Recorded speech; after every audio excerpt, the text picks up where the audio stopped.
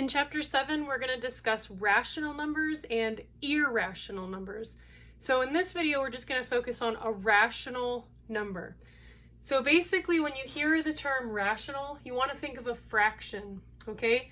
Because the root word of rational is ratio, and every ratio can be put into a fraction. So a rational number is any number that you can turn into a fraction.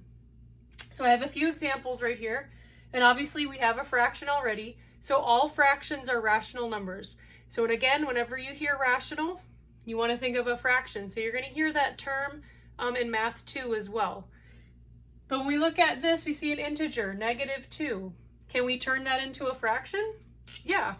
All we have to do is add our obelus or fraction bar and put a 1 underneath. And now it's a fraction.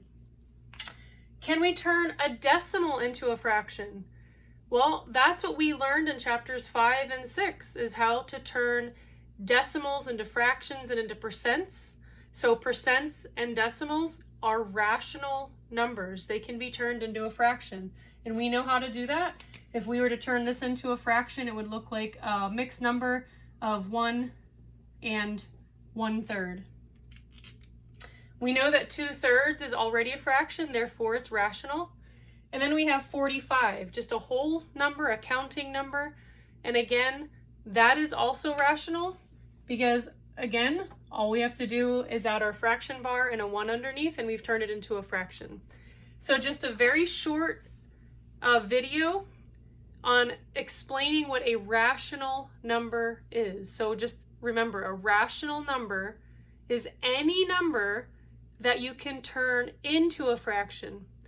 So that is going to make us ask the question, are there numbers that you can't turn into fractions? And the answer is yes. And that's what an irrational number is. In our next video, we'll talk about those.